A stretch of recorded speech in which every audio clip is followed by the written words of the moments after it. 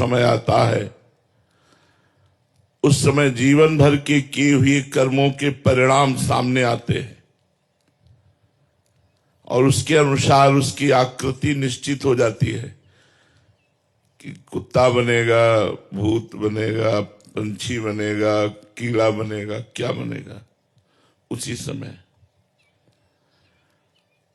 अब बड़ा पछतावा होता है उस समय कि भगवान का अगर स्मरण कर लिए होते तो हमारी बात बन जाती।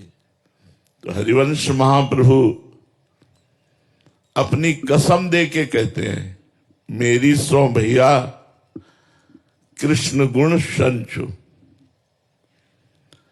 तुम्हें हमारी कसम है, तुम कृष्ण के गुणों का गान करो, भगवान की लीला कथा का गान करो, मनन करो, चिंतन करो, नाम जप करो।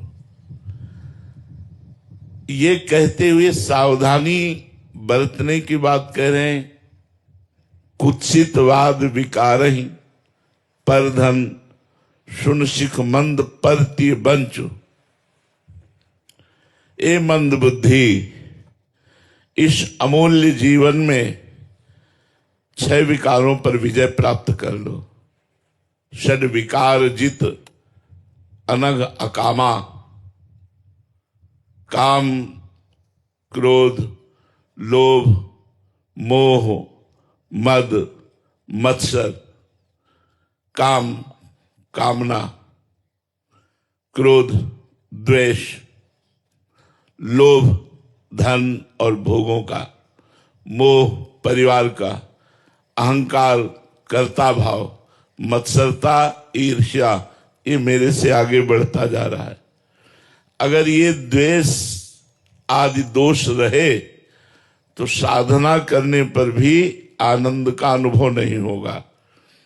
इसलिए महाप्रभु कहते हैं कुत्सितवाद विकार ही, गंदी बात बोलना बंद करो, जबान को पवित्र रखो, असत मत बोलो, द्रोह, अश्लील, मिथ्या भाषण, ये हमारी जबान को अपवित्र कर देते हैं।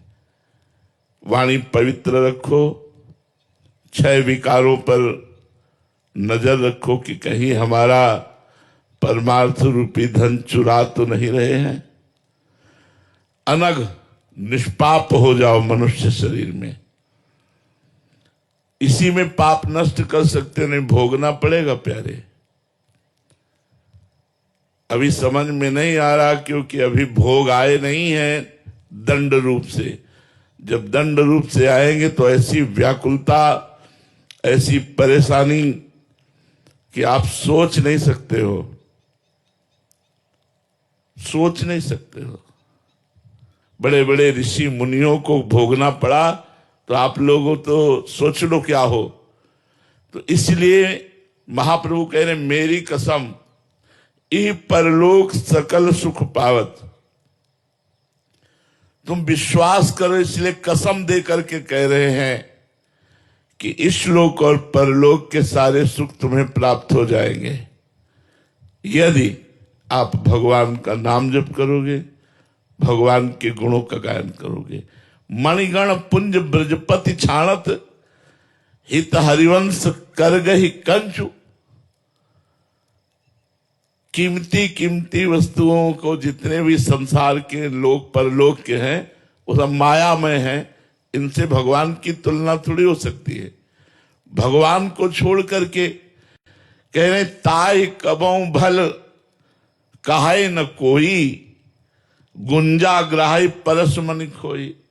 पारसमणि को छोड़कर कोई गुंजा उठावे, कंचन को छोड़कर कोई कांच ग्रहण करे, कामधेनु के दूध को छोड़कर कोई चावल का धुवन पीवे, ऐसे भगवान को छोड़कर संसार को भोगना है।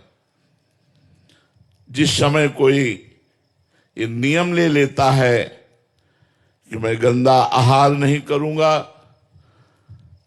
गलत आचरण नहीं करूंगा, शास्त्र और संतों के अनुसार चलूंगा और नाम जप करूंगा, तो कुछ समय बाद हो सकता है थोड़ा समय ज्यादा लग जाए पाप नष्ट होने में, उसके अंदर आनंद प्रकट होता है।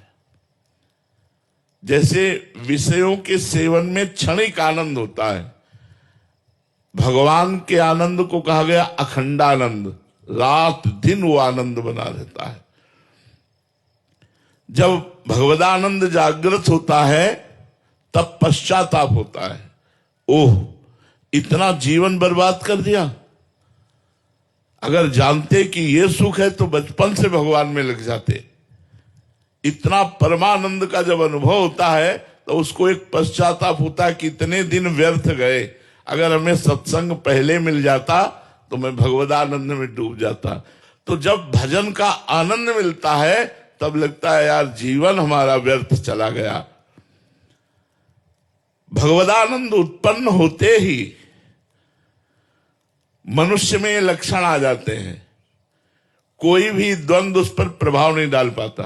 गर्मी सर्दी, मान अपमान, दुख सुख, लाभ हानि, जय पराजय, ये उसको प्रभावित नहीं कर पाते। किसी का संग उस पे रंग नहीं चढ़ा सकता। कोई भी वस्तु देखकर उसको कामना नहीं हो सकती कि ये वस्तु मुझे मिल जाए। सुख दुख में समान भाव, और कितना भी कोई उसे सताए वो क्षमा ही करेगा। कभी उसकी निंदा चुगली या उसको किसी तरह दंड देने की भावना ये लक्षण है जब भगवदानंद प्रकट होता है। भगवदानंद प्रकट होते ही ब्रह्मा का भी भोग तुच्छ नजर आने लगता है। पद है जैसे यहां मुख्यमंत्री पद, फिर प्रधानमंत्री पद, फिर राष्ट्रपति पद, फिर पूरे विश्व का त्रिभुवन का सर्वश्रेष्ठ पद इंद्र पद, फिर उसके ऊपर प्रजापति पद, प्रजापतियों के भी ऊपर पद परमेष्ठी पद, जिसे ब्रह्मा का पद कहते हैं। जब भगवदानंद मिलता है तो ब्रह्मादि के भोग सब विषम लागत ताहि, नारायण ब्रजचंद की लगन लगी है जाए। जब भगवान का आनंद मिलता है तो ब्रह्मा के भी भोग तुच्छ नजर आने लगते हैं।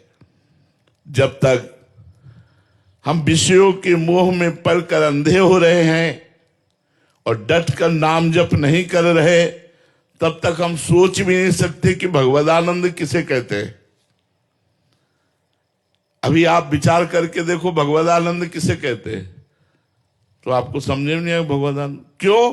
विषय भोगों में रत मन बुद्धि है और डट कर नाम जप नहीं है, तो भगवदानंद की अनुभूति, भगवदानंद जब प्रकट होगा सब आनंद फीके हो जाएंगे, सब पद फीके हो जाएंगे, और ये जन्म मरण का चक्र छूट जाएगा। ये दुख, ये चिंता, ये शोक, ये भय, ये अभाव, ये कामना, ये विषाद, ये सब नष्ट हो जाएंगे। भगवदानंद सत्य है, संसार के भोग असत्य हैं। सत्य को पाने के लिए एक बार कमर कस लो, जीवन सफल हो जाएगा। भोगों के पाने के लिए तो अनंत जन्म हमने लगा दिए, हाथ कुछ नहीं लगा। इस जन्म में भी मरोगे तो हाथ कुछ नहीं लगेगा, ऐसे ही जाता है। कोई कुछ लेके नहीं जाता, अपने अपने कर्म लेके जाता है, पाप कर्म या पुण्य कर्म या भजन।